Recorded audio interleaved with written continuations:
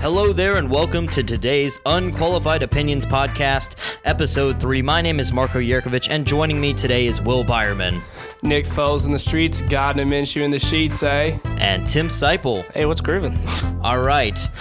So on today's episode, we'll be discussing the Vontez Burfict suspension, the 6 winless teams left in the NFL, and much, much more on today's episode. So let's get right into it with the Vontez Burfict suspension. He's suspended for the remainder of the season for the hit on the Colts tight end Jack Doyle. So your guys' thoughts on the suspension and the level of discipline enacted upon him?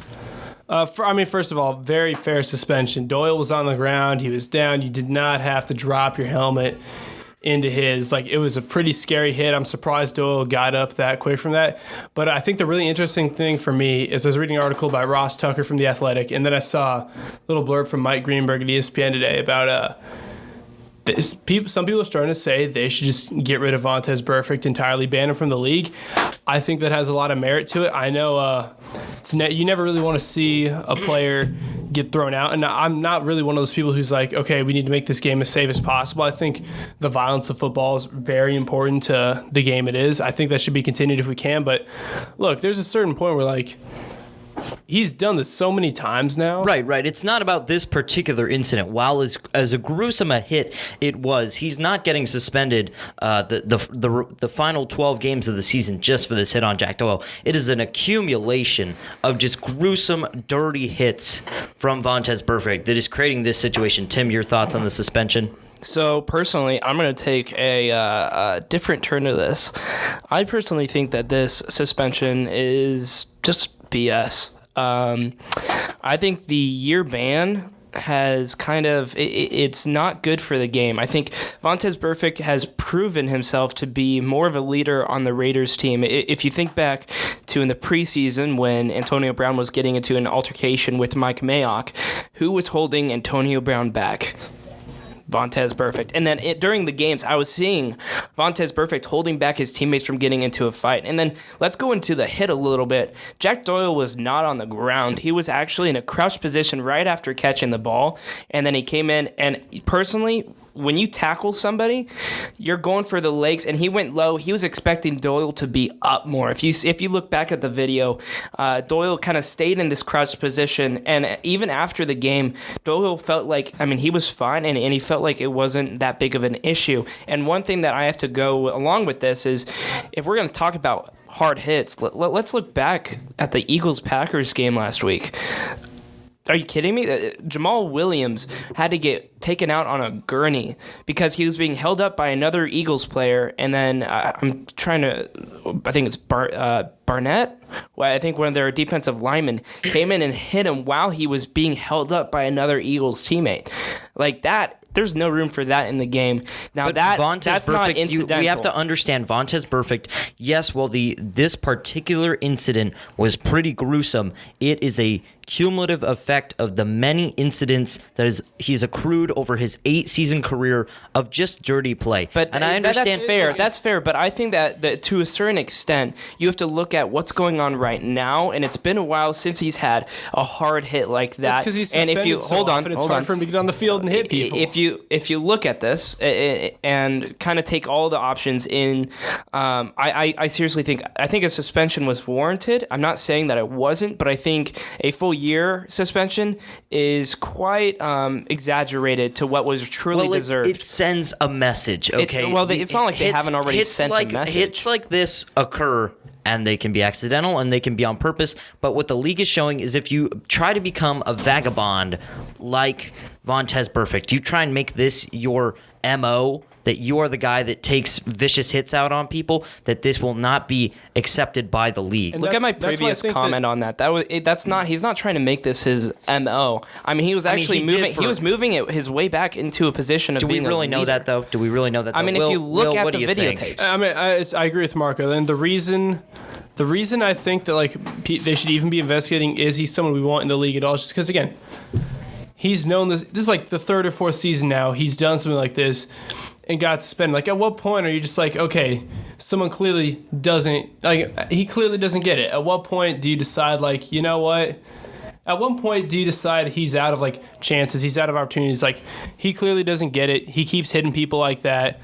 Why do we let this keep happening? The NFL Players Association is going to bat for him. The most interesting quote I saw them also from Ross Tucker is, why is the NFLPA so like quick to stand up for like certain players like Vontez Burfict, and so like the 8 other dudes because got, they like, see that he's knocked been out a of an entire leader season on a team that's been because leaderless. Vontez Burfict hit him in the head, man. Doyle could have lost the season. James Conner could have lost the season. He knocked out Antonio Brown a couple seasons ago, back when he was still right during the Ryan Shazier game. During the Shazier game. I truly believe that he is making his way back and trying to get away from making these big hits. And if you look at this hit, I don't see how he can avoid this kind of hit, because you don't look up. Hold on, when you don't look up when you're tackling a guy, you go in and you try to you just go in head first, not when he's on the ground. That is the exact motion they were attempting to remove from the game due to the intense violence. Are you going to tackle him standing up? How effective are you going to be at tackling when you go hit him in the shoulders? I understand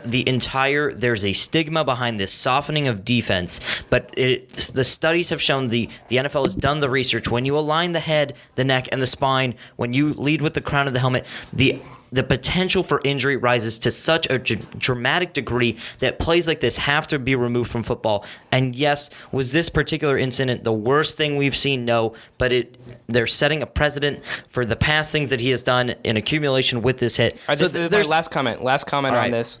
There is no way that the NFL is going to be able to ever take out these sorts of plays, because these sorts of plays are going to happen on accidental. Anyway. But when you yes. But if we keep on going along with all these rules, I truly believe that the NFL will go down in popularity, because it will become more of just pillow fights. Well, you know what? If people are really into football for spine-crunching tackles and people getting hurt, then that is totally different from what football Not what I was saying. began. But there is a lot of complexity to this. Obviously, accidents will happen, but Vontez Burfict clearly has a history of this. Whether you believe the suspension was warranted or not, there's a lot going on there. So let's move on to our next topic, which is me quickly ranking the 6 winless teams remaining in the NFL. Now, this ranking is going to go from the worst of these teams to the best of these teams, but I'm going to go backwards. So at number 1, I have the Broncos. They're the best of the winless teams by far. I mean, they were very close to both beating the Jags and the Bears. Really, they lost pretty handily to the Packers, but this team could be 3-1 if they weren't ran by check down Joe. So second, I've got the Jets, who I think have played pretty valiantly. You're laughing, but I mean, look what we have to work with on this list right here. It doesn't help that they lost Sam Darnold to mononucleosis, which has got to be the first time that's ever happened to an NFL quarterback. That's what happens when you start drafting teenagers. Third, I've got the Arizona Cardinals. Obviously, the offense is showing some sparks with Kyler Murray and Cliff Kingsbury, but the defense is abysmal. They gave up 27 points and over 400 yards to Seattle on Sunday. Next up, I've got Washington. Dwayne Haskins is just drowning. He's got no help. I don't know how long Jay Gruden can maintain a job in Washington, just as long as Dan Snyder's there and he's in control, maybe, but Washington is abysmal right now. Fifth, I've got Cincinnati. There's really nothing to say about Cincinnati. I mean, it's just really, the Bungles are just disrespectful to the NFL. And then you have the rolling tank that is the Miami Dolphins. I don't think I've ever seen a team set into tank mode so early in a season. This team is devoid of all hope of winning, making the playoffs. I mean, is just done for this team. So your guys' thoughts on that list, and it's just really depressing to talk about, to be quite honest. These teams are all so abysmal. First of all, I think you're giving the Jets way too much credit. Broncos, obviously, Broncos are so far ahead of everyone on this list. They've had some rough stuff happen, but at the same time, if you look at them, it's Vic Fangio. You're expecting better defense in this. There's no way that, and Bradley Chubb's now out for them, so it's not getting any better, but Bradley Chubb and Von Miller should be able to come up with a few more sacks. Yeah, they had zero sacks. A few more than zero. No, but the Jets, man, they're not good. Even with Are you Sam moving up Darnold, the Cardinals?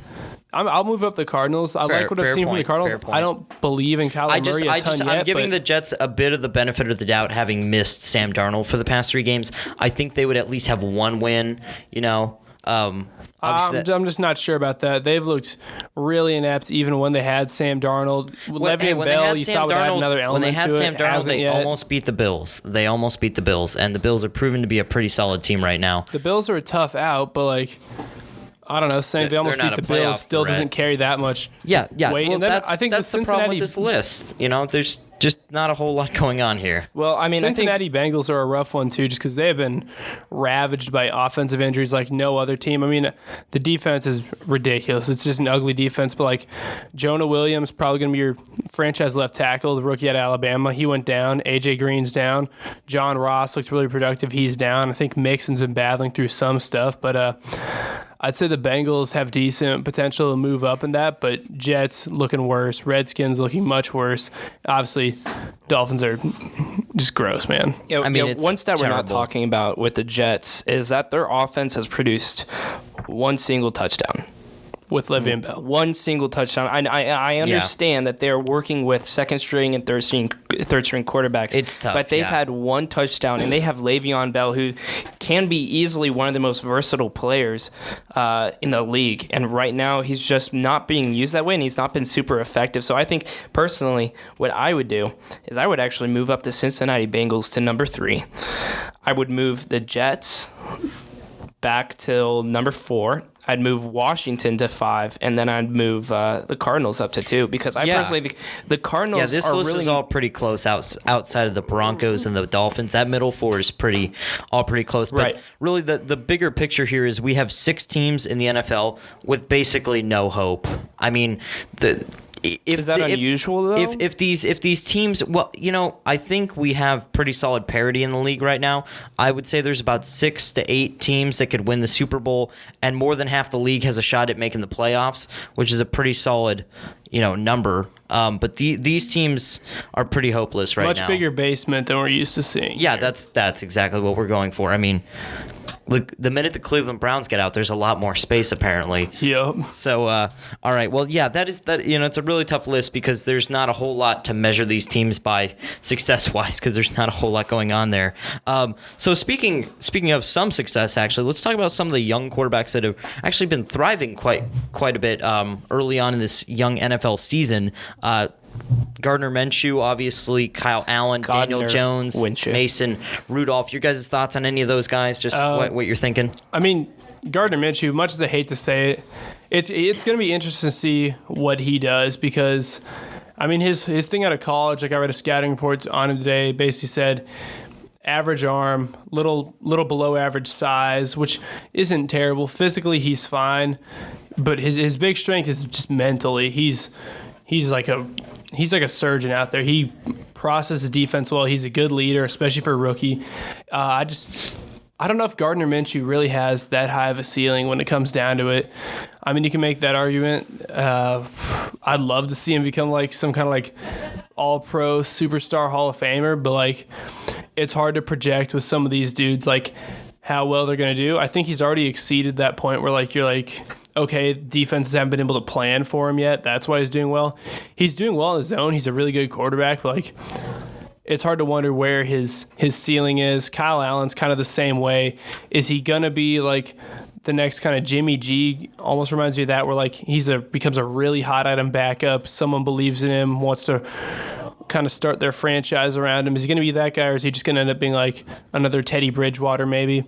Mason Rudolph, I know before the show you said you thought he has basically kind of said you thought he has about as high a ceiling as any of these guys. Yeah, I think Mason Rudolph, when you look at least his sample size, it's actually the largest of any of these guys. Mason Rudolph, a 3-year starter, was highly competitive with Oklahoma State in the Big 12 and had James Washington, the wide receiver who's now with him with the Steelers. They set passing records at Oklahoma State, and he was highly prolific. And I know you're not facing the greatest defenses in that conference, but at least you have a pretty large sample size to understand can he make a comeback? Can he stay composed under pressure? I mean, he played Oklahoma 3 times. He played Texas 3 times. He played TCU, West Virginia. I mean, he played some solid defenses and solid opponents, and at least we understand kind of where he is in his career. Do we really understand where Gardner Minshew is, where Daniel Jones is? I mean, do we have a solid sample size for these players? Are they getting lucky? Do they have good defenses behind them? Here's my thing with Mason Rudolph.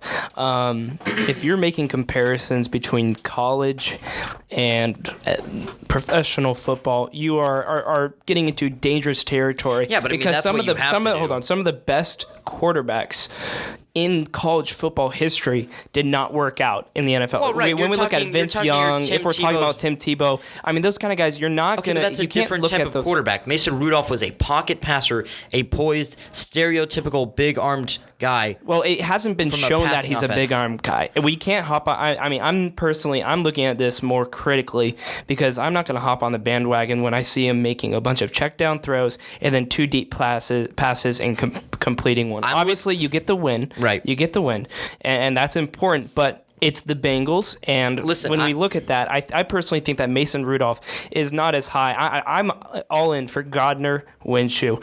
I truly think that he has a lot of room to improve, and I mean, I think he's been leading his team well. I think one big factor that Baker Mayfield also has is a big personality, and that can really help bring team chemistry. Yeah, spunk. Got a little extra, got a jock strap. I mean, dude, this guy is just phenomenal in the personality realm to bring fire to a team that has been quite disappointing over the past 2 years, especially with the defenses peaking at number 1 in just 3 years ago, I believe. Yeah. I mean, the interesting about Gardner Minshew, too, is like you compare him to Baker Mayfield, little undersized, but big personality. The thing with Minshew is like Baker kind of does it in a way that makes you not like him. Yeah. But Minshew's one of the easiest dudes to like in the NFL right now, and I think that is one thing that's going to keep him. I mean, at the end of the day, sometimes it's just very helpful to be a marketable starting quarterback, and Minshew is that guy. He's top 10 in jersey sales right now. Of course, so is Danny Dimes, who I've been really impressed with Daniel Jones. I was pretty high on him coming into the draft. I did not think he was a top 10 pick, but I would have taken him like anywhere in that like 14 to 20 range. Yeah, I would have. gladly. They had a 17th overall pick, and I think that would have been the place to take him. I mocked him going to the 17th pick there. Now, yeah, talking about Gardner Minshew, I mean, did you guys see that Jacksonville is selling 2-game tickets called the Minshew Mania package with a bandana and mustache that comes with it, and you can go take a picture down on the field? I mean, as you were saying, this guy is marketable. He's likable. Speaking of Gardner Minshew, it is time for the hot take of the week. It's my turn. So Marco's hot take of the week is that Gardner Minshew will lead the Jacksonville Jaguars to the playoffs. Yes, they will. Not that hot a take. Look at the AFC South.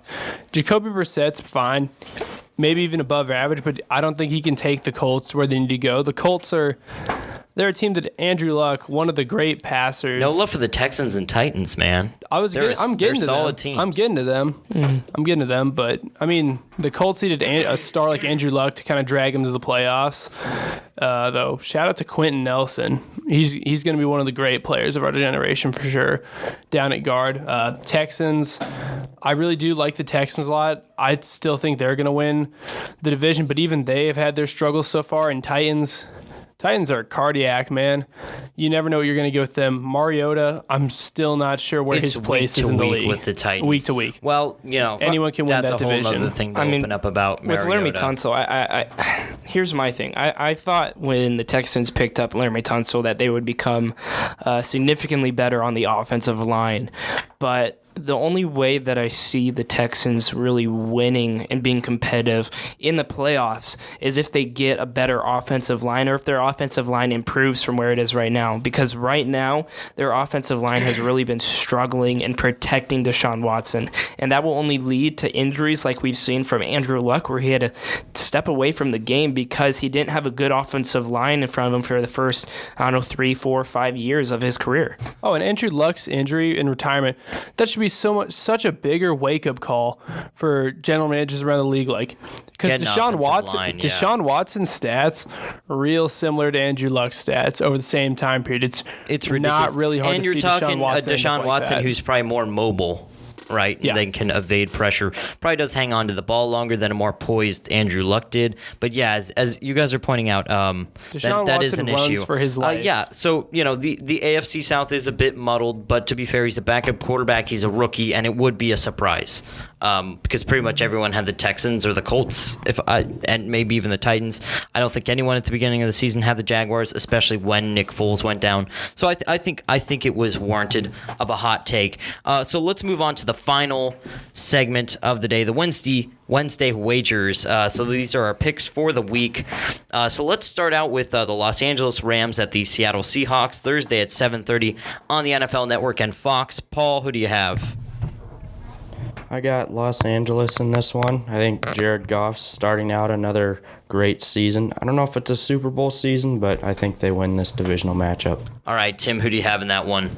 I'm going to have to go with the Seahawks. I think that the difference is going to be Russell Wilson with his Tyler Lockett as his big weapon, and Will Dissly, who's kind of coming onto the scene as a top tight end, especially in the fantasy world. I personally think he has 5 red zone targets, and he has 4 touchdowns from those targets. So I think that's really important to look at, and I think the run game is going to be really impactful. All right, Jared, who do you have in it? I have the Rams as well. I think Goff throws for 350 yards and 3 touchdowns. All right, Will? I mean, this is pretty low-key a high-stakes matchup for this division. 49ers are 4-0.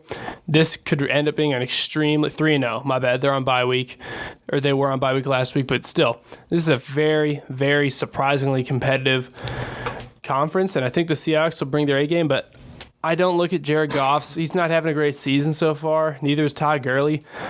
But I trust those dudes. I don't really look at that and say, like, okay, Goff's going to tank this season. Same thing with Matt Ryan. They're good quarterbacks. They're winners.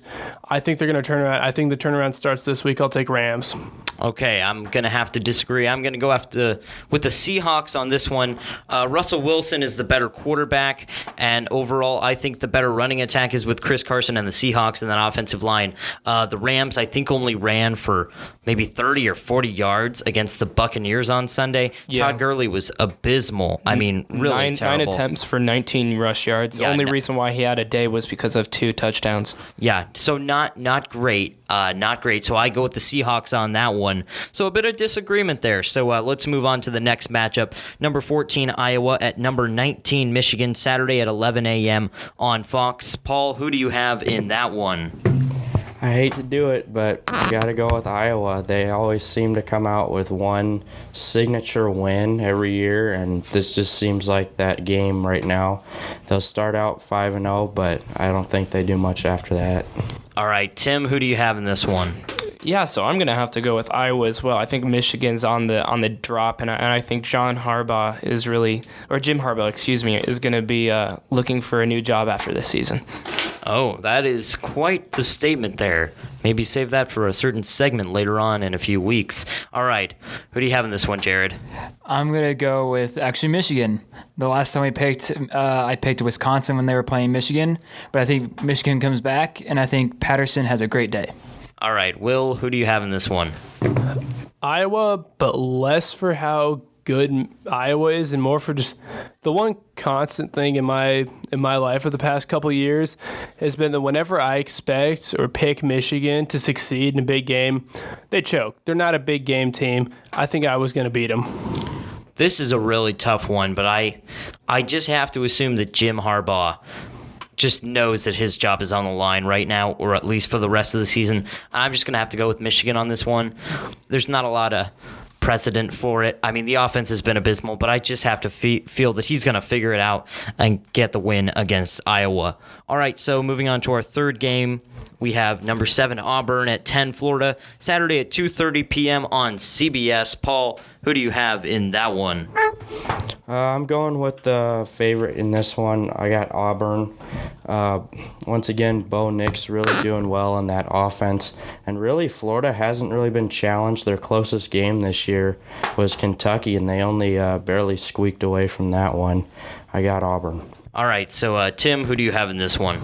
Yeah, so I'm actually looking at this, and I'm thinking Auburn as well. I think Bo Nix has a big day. I think he's a real prime Heisman candidate and has been leading this team phenomenally. I mean, his story is just crazy, going from a Auburn superfan to a freshman starting quarterback for the Auburn football team. I think it's believe they're game. first since like World War II. Yeah, so pretty impressive. Amazing. Cool story.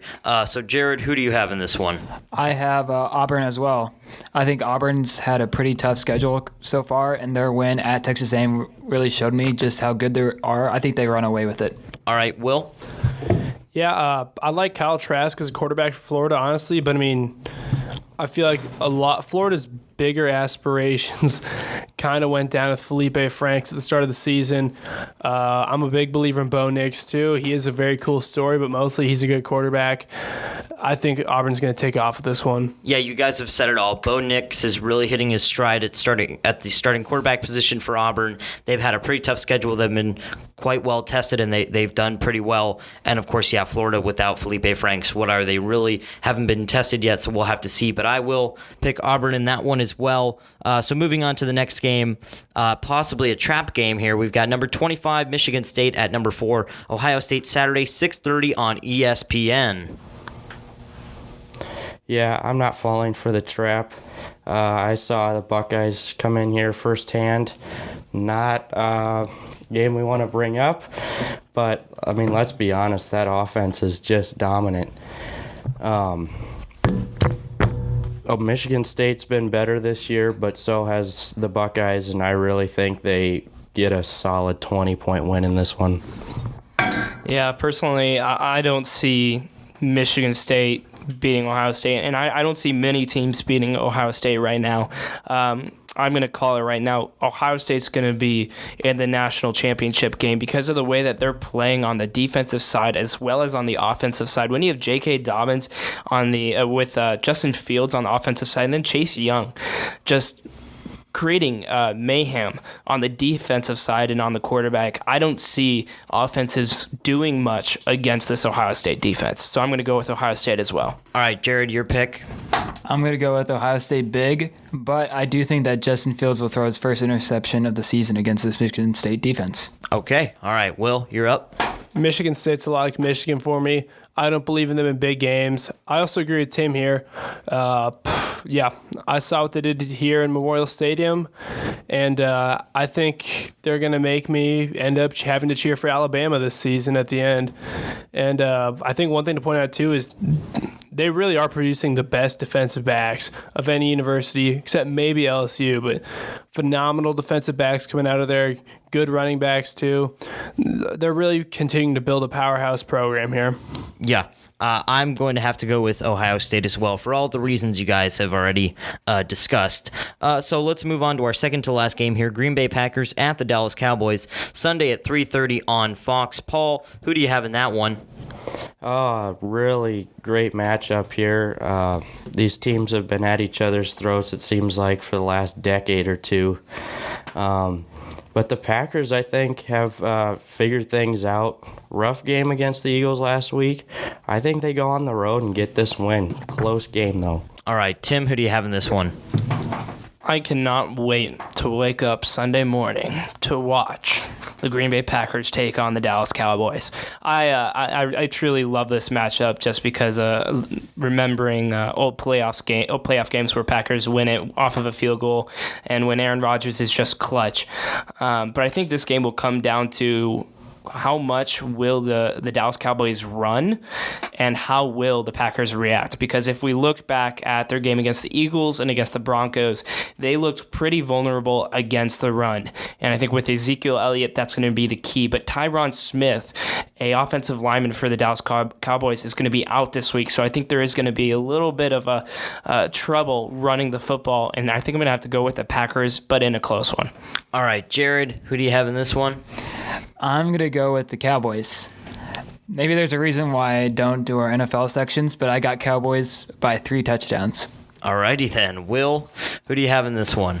This is a tough one. I mean, it's always hard to bet against Aaron Rodgers after a big loss. But boy, was that Eagles game a big loss. I mean, we've been talking for most of the first 3 games about how great the Packers defense was now, and they really just got it taken in by Jordan Howard, who's kind of been bouncing around a little bit, struggling to stay consistent. He's nowhere near Ezekiel Elliott. I think the Packers will definitely get exposed on defense by Zeke and the Cowboys, but I don't want to bet against an angry Aaron Rodgers here. I think Packers win.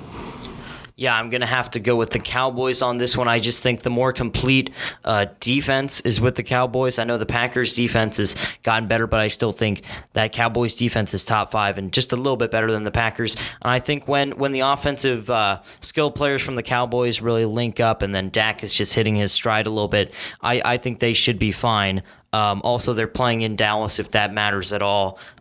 They're not playing out in the weather in Lambeau, so that's a neutralizing factor. So I just have to go with the Cowboys on that one. So our final pick of the day is the Cleveland Browns at the San Francisco 49ers, Monday at 7:15 on ESPN. Paul, who do you have in that one? Yeah, this one could go either way, really. I mean, classic Monday night showdown. Not the most quality teams you'll see, but I'm going to go with the Cleveland Browns on this one. 2-0 on the road so far this season. And if you look at the 49ers, yeah, they're undefeated, but they've played the Bengals, Steelers, and Buccaneers and haven't really won by much. So I'm going to go with Baker Mayfield and the Browns. All right, Tim, who do you have in this one?